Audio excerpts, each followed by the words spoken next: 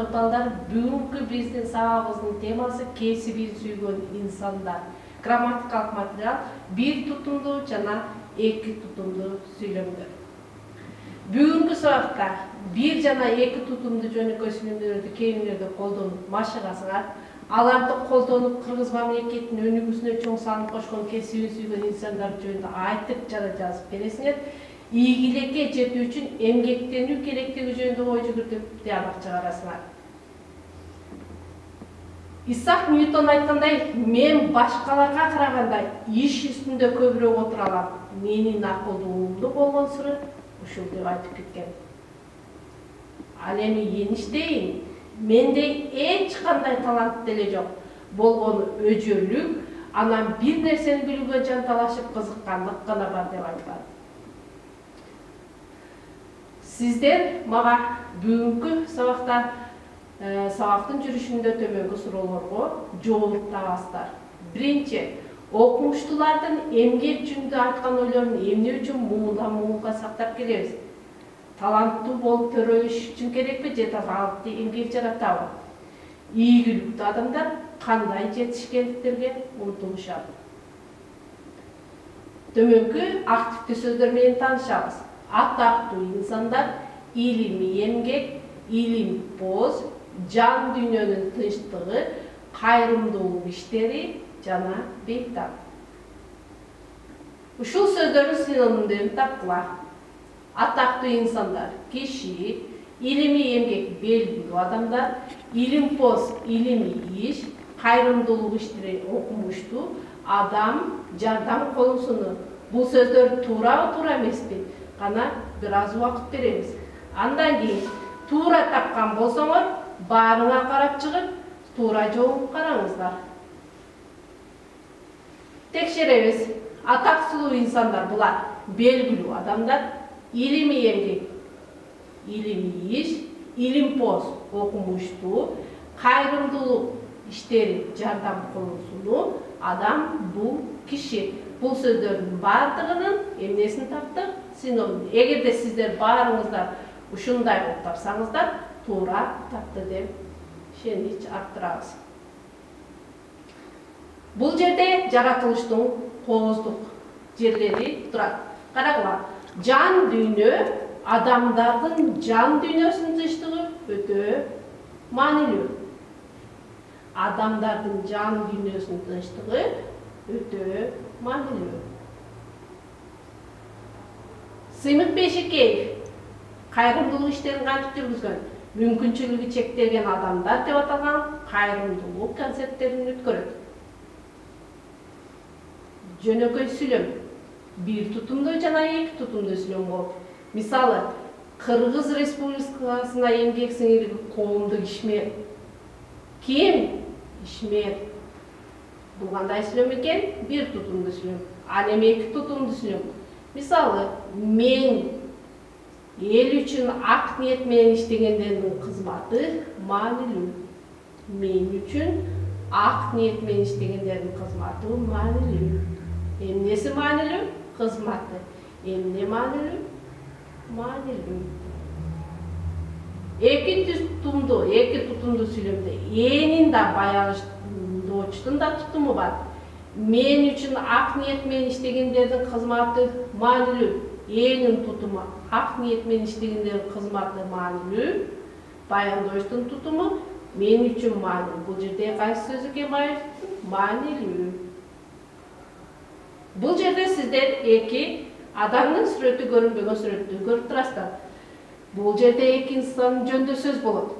Кыргыз Республикасына таанымал коомдук ишмерлер, экөө тең Кыргызстандын түштүгүндө туулуп өскөн белгилүү инсандар болот. Бул инсандарды ким деп ойлойсуздар? Кана ким табат? Кыргызстандагы белгилүү коомдук мамлекеттик ишмер, өрнөктүү өмүрдүн ээси, Кыргыздын күттөөшүн пайдалануу орнуна чыгашына, андан соң өсүп өнүгүшүнө чоң салым кошкон инсан, Кызылкияга келип темир жолго салымын кошкон улуу инсандардын бири.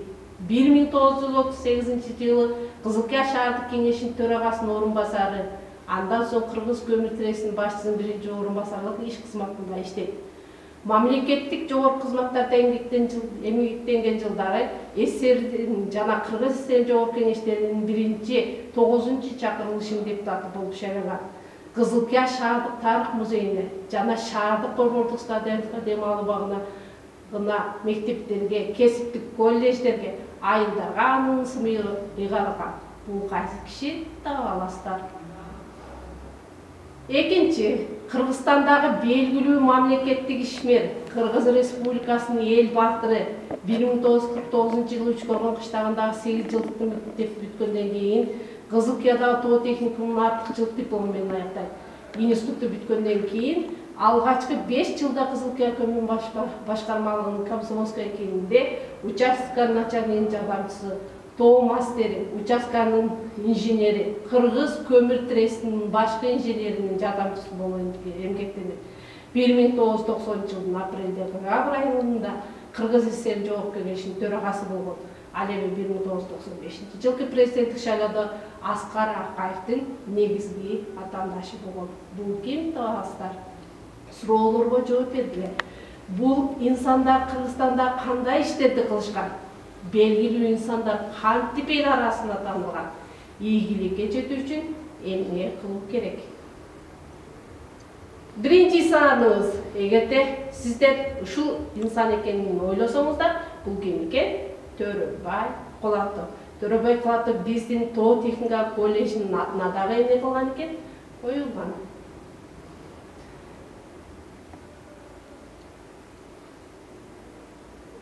Экинчи кишибиз ким экен? Ушул түштүктө төрөлгөн Абсамат Масалиев, Кыргызстандагы белгилүү мамлекеттик ишмер, Кыргыз Республикасынын эл баатыры. Ушул турган бардыгын эмне кылабыз? Көчүрүп жазабыз.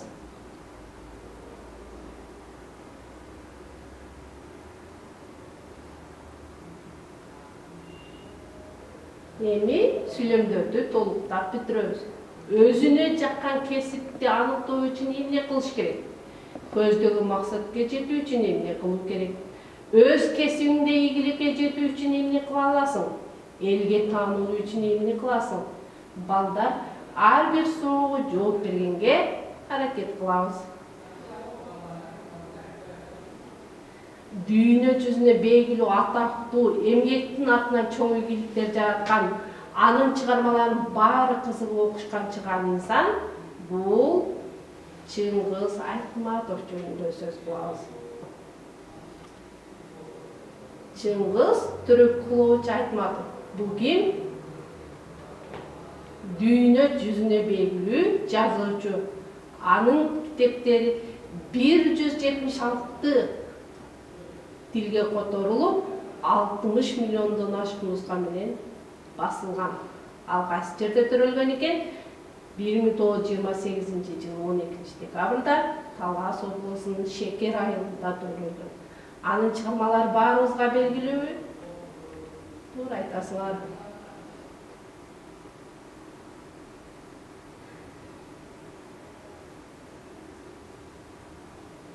Мынакей, эми суроолорго жооп беребиз. Чоң ийгиликке жетишкен белгилүү адамдын бактысы эмнеде? Чыңгыз Айтматов жазуучу болбогондо кайсы кесиптин ээси болмок? Ал үчүн жашоодо эмне маанилүү болгон эле?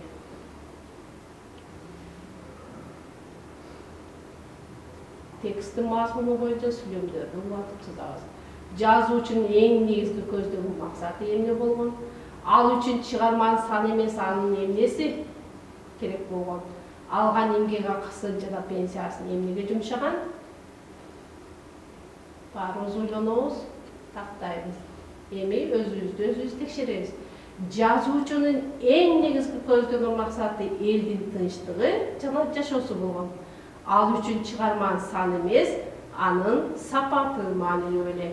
Алган эмгек акысын жана пенсиясын кайрымдуулук иштерине жумшайт. Бул жерде кимге таандык экенин белгилейбиз.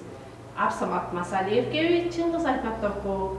Биринчи, Кыргыз Республикасынын баатыры намын алган. Кыргыз Республикасынын эл жазуучулугу болгон. чындык үчүн күрөшүп, эл үчүн ак кызмат кылган. Бул жерде бардыгыбыз эмне кылабыз? Бул жерлерге бош строчкаларга жазып чыгабыз. Туура жабын биргеликте текшеребиз. Абсамат Масалиев, Чыңгыз Айтматов экөө тең эмне болгон экен? Кыргыз Республикасынын баатыры намын алган. Кыргыз Республикасынын эл жазуучусу ким экен? Чыңгыз Айтматов. Абсамат Масалиев эмне кылган экен? Чындык үчүн күрөшүп, эл үчүн ак кызмат кылган. Кийинки тапшырманы аткарабыз. Силер Айтматов менен Масалиевдин кайсы сапаттарына ээ болгулар керек? Ой жүгүртүп, ойлоп көргүлө. Андан кийин айтып бергиле. Кептик таянычты пайдаланабыз. Мен Чыңгыз Айтматовдун сапатына ээ болгум керек анткени, же болбосо мен Абсамат Масалиевдин сапатына ээ болгум келет анткени. Көпчүлүктүн ордуна тиешелүү коебуз. Жоңарды ооз-2 телефонуңарга запись кылып, кайтарым байланып жөнөтөсүңөр. Биринчи тапшырмаңар ооз-2 түрүндө болду. Экинчи тапшырмаңар эссе жазуу тапшырмасы менин келечектеги кесибим деген темада эссе жазасыңар. План түзүп алабыз. Келечекте ким болгум келет? Ал кесиптин кандай кыйынчылыктары бар деп ойлойсуңар? Кесибиңди тандаганга сени ким шыктандырды? Кесипке ээ болуш үчүн сөзсүз жөнүнөн болуш керекпи? Максатыңа жетүү үчүн эмне кыласың? Мына ушул бардык суроолорго пландагыдай жооп беребиз. Сабакты, бүгүнкү сабакта 1 жана 2 тутумдуу сүйлөмдөр, жөнөкөй сүйлөмдөрдү кеңиңерде колдонуп машыктыңар. Алар жөнүндө түшүнүп алдыңар. Аларды колдонуп кыргыз мамлекетинин өнүгүүсүнө чоң салым кошкон, кесибин сүйгөн белгилүү инсандар жөнүндө айтып жана жазып бере аласыңар. Ийгиликке жетүү үчүн эмгектенүү керектиги жөнүндө ой жүгүртүп тыянак чыгардыңар. Силердин баарыңарды берген жоопторуңарга, аракеттериңерге карап баалайбыз. Балдар, бүгүнкү үйгө бериле турган тапшырма өз сүйгөн кесибиңер жөнүндө чакан дил баян жасасыңар. Саламатта калыңар.